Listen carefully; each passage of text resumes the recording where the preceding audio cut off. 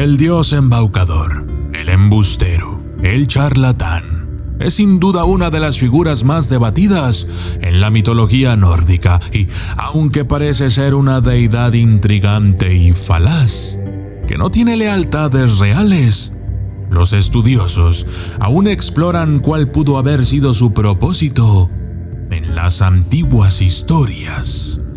Su personaje seguramente significaba más para los escandinavos no cristianos de lo que se puede deducir ahora. Y a pesar de que ese propósito no puede realizarse completamente debido a la falta de fuentes suficientes, hoy intentaremos descifrar quién fue este misterioso personaje. Yo soy el documentalista y esto es Loki, el embaucador de los dioses.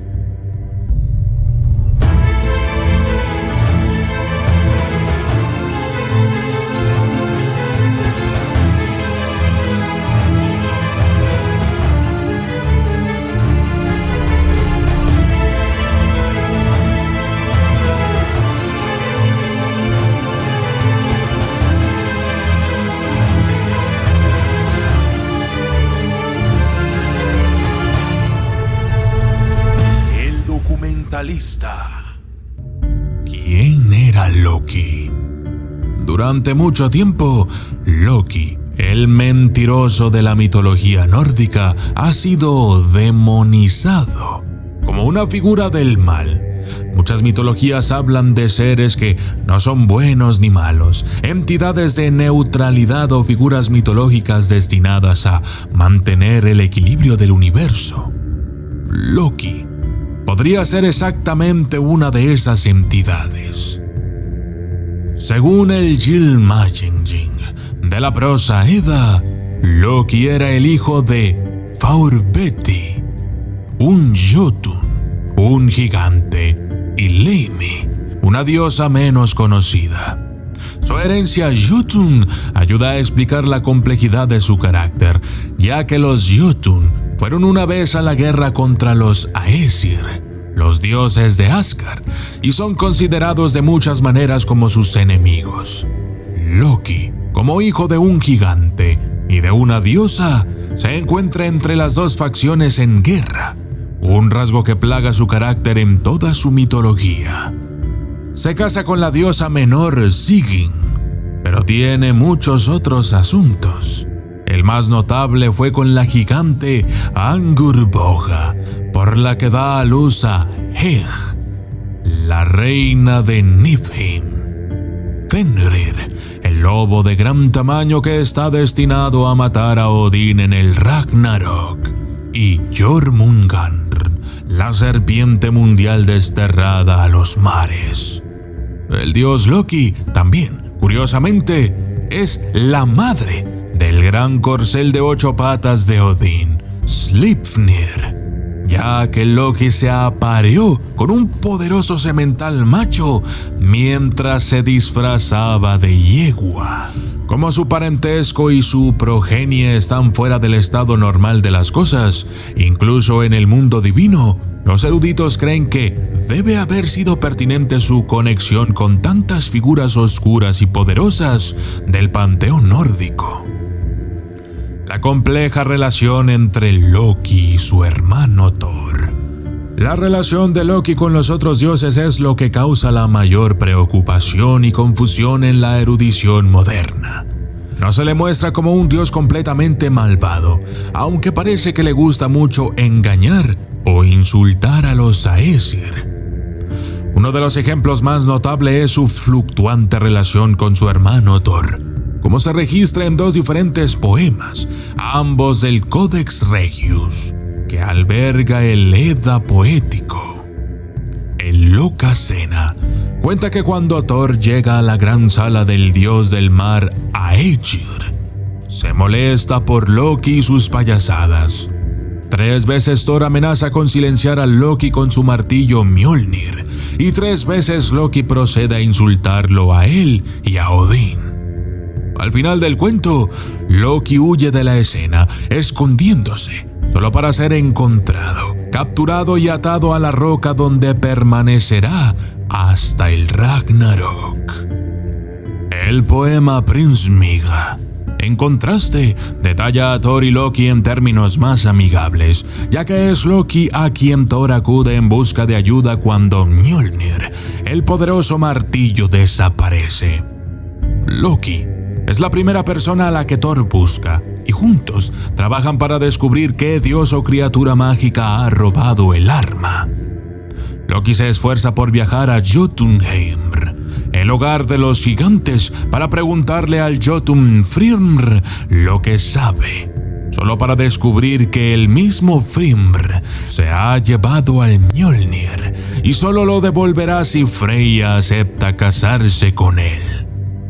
En este cuento, Loki y Thor recuperan el martillo con un astuto plan de disfraz y Frimr es castigado por sus fechorías. La Gungnir fue la lanza usada por Odín, el dios gobernante de la mitología nórdica. Era un arma mágica hecha por los enanos a través de la orden del dios embaucador Loki. Loki trajo la lanza a Odín como un regalo. Esta lanza era tan valiosa y sagrada que se decía que, debido a un juramento puesto sobre la punta de la Gungnir, esta nunca podía ser rota. Siempre volaba directamente y nunca fallaría su objetivo. El secuestro de Idun. La historia comienza con el viaje de Odín, Loki y Hoenir, desde su hogar en Asgard hasta un lugar desolado donde era difícil encontrar comida. Finalmente encontraron una manada de bueyes en un valle abierto. Tomaron uno de ellos y comenzaron a cocinarlo. Cuando pensaron que el buey estaba cocinado, fueron a comprobarlo. Para su gran sorpresa, todavía estaba crudo. Intentaron cocinar el buey por segunda vez, pero volvieron a fallar. Fue entonces cuando los dioses escucharon una voz que provenía de un gran roble, el cual tenían encima, informándoles de que era él el responsable de que el buey permaneciera crudo. Cuando los dioses miraron hacia arriba, encontraron una enorme águila que resultó ser la Jotunfjasi. El águila hace un trato con los dioses, diciéndoles que desharía la magia que había puesto en el buey a cambio de una parte de la carne. Los dioses accedieron a esto, y Fjasi voló hacia abajo, arrancando las partes más selectas con sus afiladas garras. Esto enfureció a Loki, quien agarró un palo para atacar al Jotun. Loki se balanceó con el palo tan fuerte como pudo, causando que se atascara en la espada del águila. Fjasi comenzó a volar hacia arriba, con un extremo del palo en su cuerpo y el otro en las manos de Loki. Aferrándose al palo en el aire, Loki sintió que se le arrancarían los brazos de los hombros y le rogó a Fjasi que lo soltara. El Jotun se negó a hacerlo a menos que Loki le trajera a Idun, una diosa nórdica asociada con las manzanas y la juventud. El dios embaucador Loki estuvo de acuerdo y fue liberado. Cuando Loki regresó a Asgard, se acercó a Idun y le dijo que había visto frutas en ciertos bosques en las afueras de Asgard que se parecían a las suyas y le pidió que lo acompañara con sus frutas para hacer una comparación. Ella cayó en el truco de Loki y cuando la pareja llegó al lugar, la diosa fue secuestrada por Fjasi y llevada a su morada en Jotunheim. Pero luego Loki, tomando prestado el plumaje de halcón de Freyja, voló a Jotunheim como halcón. Como Fjasi estaba volando sobre el mar, Loki encontró a Idun sola en la casa del Jotun, convirtiéndola en una especie de nuez. Loki la recogió y comenzó su vuelo de regreso a Asgard. Cuando Fjasi regresó, notó que la diosa había desaparecido y comenzó a perseguir a Loki. Los Aesir se prepararon para la llegada de Thiassi. En las afueras de Asgard, los dioses prepararon una pila de virutas de madera que iluminaron cuando Thiassi se acercó. Las plumas del águila se incendiaron y Thiassi cayó a la tierra, donde fue asesinado por los dioses. Fue así como Idun fue de vuelta a los dioses y su juventud regresó una vez más. El legado de Loki. Aunque estas son solo algunas de las muchas historias que describen a Loki, estos cuentos sobre su asociación con Thor revelan el amplio espectro de su personalidad y por lo tanto el porqué de sus representaciones en las antiguas sagas nórdicas están constantemente en conflicto. Así como los eruditos modernos no entienden completamente el rol de Loki, los autores cristianos que finalmente escribieron la tradición oral tampoco parecían comprenderlo lo suficientemente bien como para saber cómo describirlo. Aunque Loki no es representado como completamente malvado ni completamente útil, luchará contra los Aesir durante el Ragnarok y eventualmente matará y será asesinado por Heimdall, el dios que guarda el puente del arco iris Bifrost, que conduce al mundo de los mortales. Loki parece no tener arrepentimiento por sus acciones o simpatía por los miembros de su familia. Jormungandr y Fenrir, enfatizando así la anomalía de su relación con los Aesir. Basándose solo en este esbozo de la personalidad e historia de Loki, no es sorprendente que la naturaleza y el propósito de su carácter sean todavía desconocidos y debatidos entre los estudiosos modernos. No parece haber una razón aparente para sus diferentes rasgos de personalidad, y menos aún una indicación de sus motivos. Las intenciones de Loki en la antigua tradición nórdica se han perdido ahora. Eso o aún no se han encontrado. Pero sigue siendo la figura más intrigante a debatir y considerar del panteón nórdico. El legado de Loki para la controversia y la emoción vive a través de numerosas historias y películas.